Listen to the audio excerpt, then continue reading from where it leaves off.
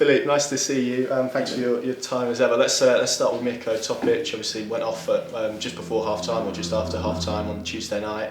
What can you tell us about that injury now he's had his scan? Yeah, really bad news. So it's an ACL. So he's going to be out for the rest of the season. He's going to get surgery as fast as possible. So very bad news for the team, for him, for the club, for everybody. I spoke with the players around that also this morning when I could give the message to them. First, it's important now. Mirko is somebody, and we have quite a lot who came in a few months ago, who are just here in the area, away of their families. So you come in a sort of new family with a new team. A dressing room, new guys, you make friendship, you do things outside of football. And that falls away now for him, so it will be rehab alone, or maybe for the moment with a few other guys, but I hope as fast as possible alone or almost alone, maybe with Ante also, who has also the big injury. But it's important now that all teams stay connected with the guys also, and that we stay one team together also in the difficult moments. And that was sort of going to be what I was going to ask you next, in terms of how do you keep those players like Ante, now like Miko as well, who have long injury setbacks and have a long road ahead of them. How do you manage to keep them connected with the team? Is there anything that you can do to keep them close to it, or is it to an extent you have to leave them alone a little bit? It's both things, but I want to keep them with the team. So if there's something to do with the team, I want them there. And that's why I spoke also with the players, that I want that the other guys also do things with them outside of football, and I mean the right things, not to go to pubs or something, to be very clear, but that they have a social life also outside. Otherwise, it's very lonely. And he's someone that you've started in your first 2 games here, so he's clearly someone that you like. From a football perspective, I'm sure it's a big blow for you to lose yet another player this season. Yes, I understand your question, but I try to look at everything always out of the half full glass. So if you start thinking about that, and then you can think about all the problems and all the bad things that happen, I always try to find solutions. So my focus is there, and to control the things that you can control. This is something we cannot control anymore. It's now putting focus in all the other players who are fit, and helping the guys injured also, of course. Yeah, and on those, are there anyone that's a little bit closer to coming back into? There are a few coming closer, but nobody yet who's ready to be in a squad. So not towards the game, but there are a few players coming closer towards training with us, maybe partial. I was going to ask you about the 2 guys that are Schlupp as well, but I think he's going to be out a little bit longer. But the 2 left backs, because clearly that's a position where you haven't had anyone sort of naturally available there. Kellen Fisher has had to play there and out of position, and I think most people would say he did a good job in the second half on Tuesday night. Sure, yeah. How frustrating has that been? Because I imagine there's a left-footed kind of naturalness that you would like on that wing to kind of stretch the play, and it gives you a lot more balance, I guess, to have a left footer. So is it been another problem that you've had to kind of solve coming in without having those 2 left backs available? Yeah, clearly it's not an advantage. And also, if you have several players in that position that can play, you can also make the right changes when somebody gets tired. So it's not the case for the moment, but not to lose energy in that. I cannot change anything around that. I need all my energy to change the things that are needed to be changed in the club, maybe to avoid injuries, but all the other things also. So there are so many things to be done, and my full focus is on that, and not to think, okay, that's a problem for sure if you cannot solve it in another way. Yes, we could put Kenny on the left fullback, that's true, but then I didn't do it because I wanted to keep a certain structure also for the future, that you can build on something. If every game I'm going to change players in positions and 5-6 players, it's going to be very confusing for them. So we need to build these relationships step by step. You've spoken since you've come in about the need to, I guess, lift this group a little bit and inject some confidence into it. Tuesday night, clearly, I think we could all see was a real improvement in terms of performance. it was a late sucker punch, but have you seen the players take confidence from that performance in training? Have you seen kind of a positive reaction, an uplift in the mood in the last few days? I think it's the other way around. If the confidence was not there yet before the game, they could not do that on the pitch. So it was work done before the game, not during the game or after. And of course, you show also those things and also the things we need to improve and that we had to do better from this game. It's a pity that, like you say, it was a sucker punch at the end. And that's a pity because you come out of that series of games. If you win then that one, then everybody's in very positives because of the way the team played.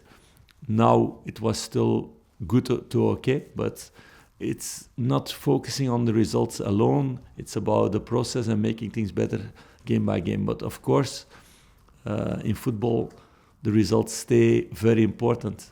But without making things better, we cannot get the results.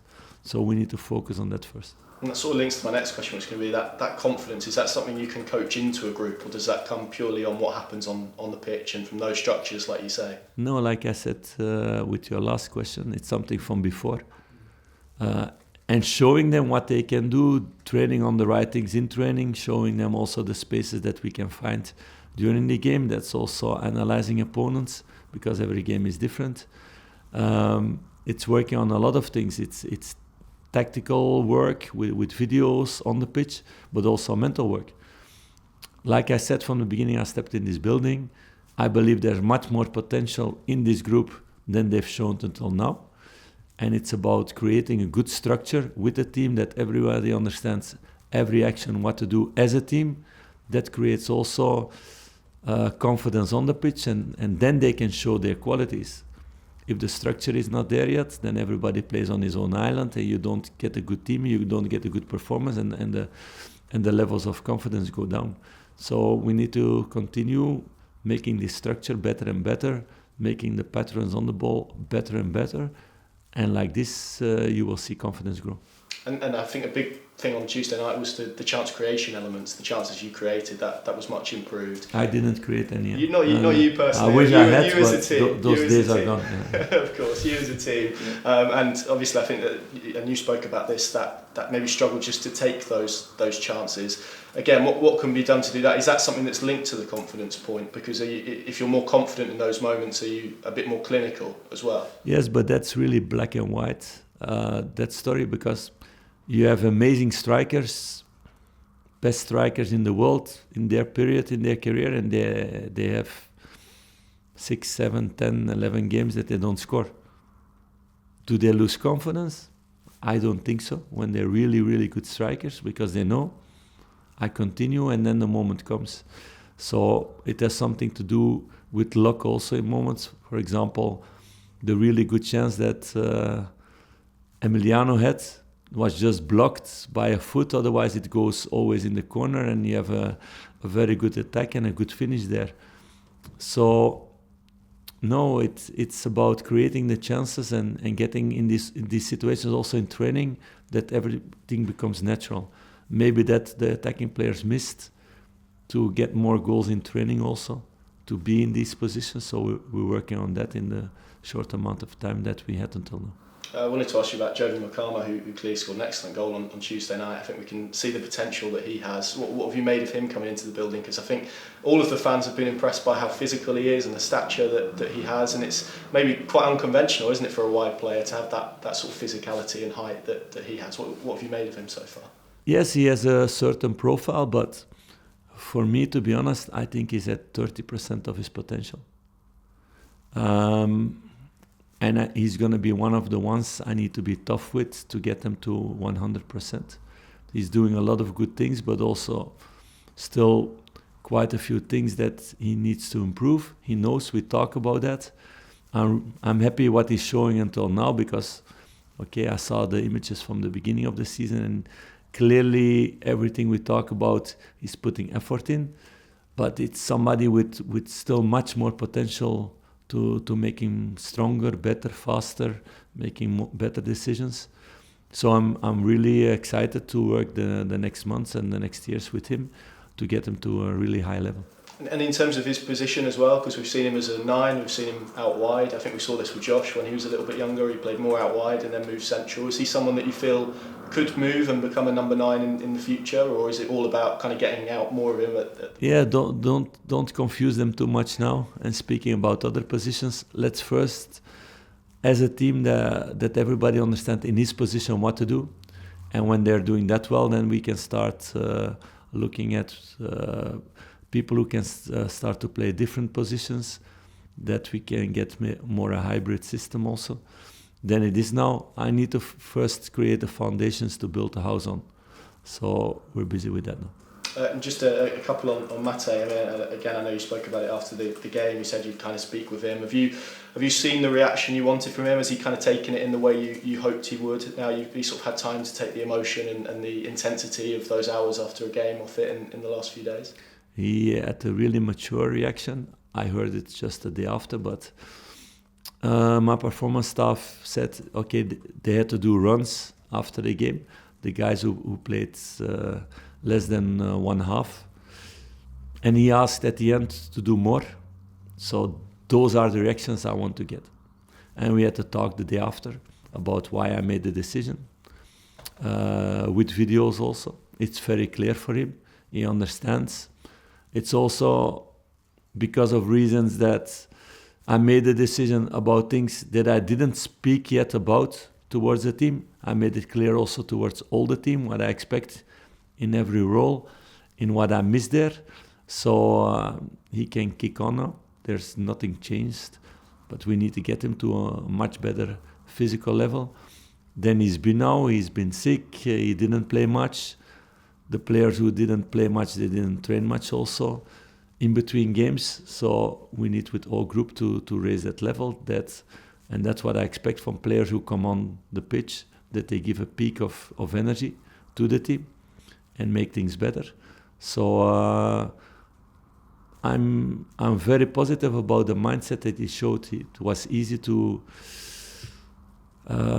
moan or to be down or to be depressed after the change. I would even understood at that moment, but he reacted that he wanted more and that he need more physicality. So, like I said to you guys, it was on me. Maybe it was too fast to bring him also after 2 trainings where he maybe gave a lot and that he was not ready what I expected of him. So it's about me also getting to know the players where they are for the moment. You gave an example on Monday of Christoph Schollis, who clearly was at this club, and look at where he is now compared to where he was. Perhaps us in our roles, and I guess fans as well, and they look, we can be quite quick to judge players. It's not only here; it's all over the world, more and more. I think it changed with the past, also because the changement of players in all the teams, it's much faster than 20, 30 years ago. The changing of managers, of sporting directors, that's then the new thing also you see in all the clubs. So I think it has something to do with society, that there's less and less patience in things to build something. But you see all the good clubs in the world, all the structurally good clubs in the world who long-term get results. They will have moments that they go down a bit, but they stick to the plans that they had and they don't throw away everything every 3-4 months. It's the same with the players. I know I made also transfers in my career, not so much because I stayed 10 years in Bruges because I love the club and I love to stay there. But every time you need to adapt, you need time. First to get these connections with the other players around you. In the club, your place in the hierarchy in the club, your family need to adapt to everything. So everybody needs time. For me, everybody needs at least 1 season to really get to know them as a club. You cannot say after 6 months that a player is not good enough. It's not honest to make that decision, because I've seen so many times in the past wrong decisions. Okay, I gave the Cholis example. I will give one more. It's a good story also. And I know you guys like stories. When I was assistant in Bruges, They bought Carlos Bacca. I don't know if you know him. He played later on AC Milan, Villarreal, really good teams. In the beginning, he was struggling like hell. In the training, he didn't move, he didn't know where to run, it was nothing. So one moment I was with the scouting team to discuss about things, and the head coach came in the office and he started to shout at them to say, how can you guys bring a player in like that? Because even my grandmother can play better football. He was mad, really mad about it. The coach left at the end of the season, the new coach, new season started, and the next year Carlos Bacca became top scorer and he made, I think, the year after directly, a big transfer, and he was a good player with Colombia. He scored a lot of goals. He played AC Milan, big teams in La Liga. He was a good player, but he needed time to adapt. Also to adapt to the kind of football that the manager at that moment asked, but also in life, the connection with the other players, the language, everything. So you need to give players time. But that's the world of a manager, and everybody knows who manages players. You cannot make an assessment after 3-6 months, an honest assessment. So let us work really hard, give them chances, but of course they need to show the right reactions. Otherwise the story can be different. But people who give their best every day on the training ground, they will get chances also to show themselves on the pitch. Do you have to speak with players about that as well? Because I'm sure when they come here, they have ideas of what it could look like, and obviously every player wants to hit the ground running. When it doesn't quite work like that, do you have to manage them as well in terms of that? Sometimes yes. That's my job to do also. So I first need to get to know everybody better, and now it's, how much? 24, 28 players. I directly need to learn and to know what they need. Some need a slap on the head, some you need to comfort, some you need to push. It's individual things to get the best out of them. So if you're in a club longer and you get 3-4 transfers in a transfer window, because your structure before is good, then it's easier also to make more time for that. So now it's more difficult because I have a lot of other things to do. And just a final few for me, but the game tomorrow, QPR, I think it's a coach you've come up before against in Julien Stéphan in France. Does it help when you've got that sort of, and maybe it doesn't make a difference at all, but does it help when you face a coach you've faced before, particularly as you say, when you're still learning your own squad? Not at all? No, totally not at all, because the way he plays now with QPR is totally in the same style that he played in Strasbourg, for example. So, no. In this case, not. With some, yes.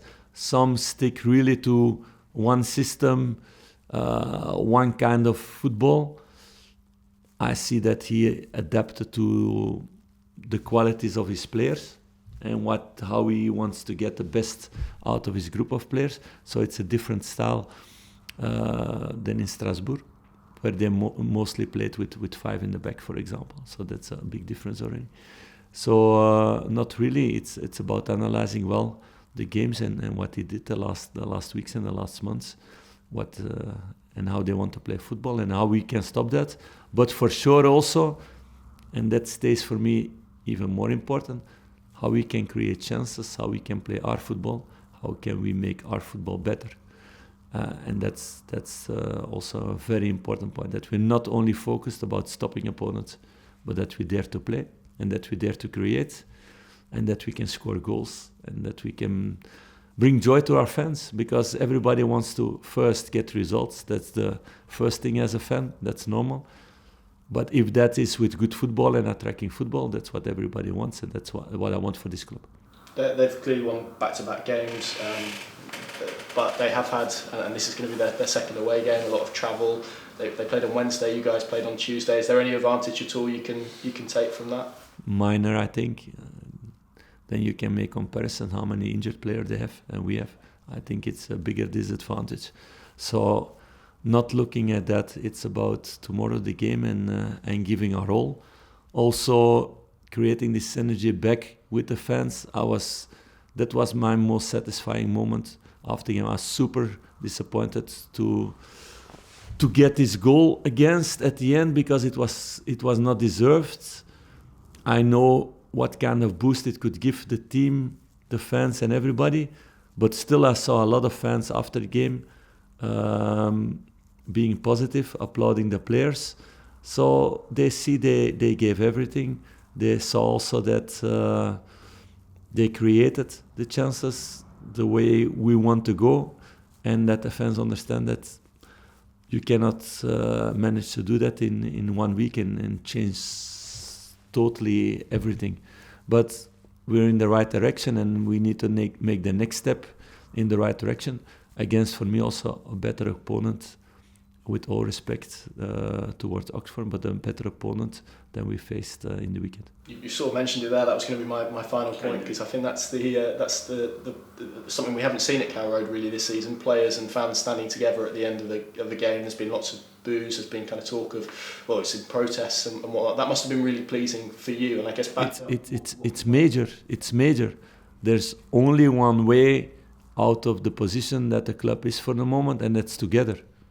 It's not one-on-one. It's not for the players on the pitch, because it has to be together. But it's the same with players, fans, or staff, players and fans, or board, players, staff and fans. We're in this story together, and the more we push, the more we support, the more we give each other energy, the faster we can grow again, and we can grow to where we want to go. And I know that the ambition of the owners, my ambitions and the ambitions of the fans are the same.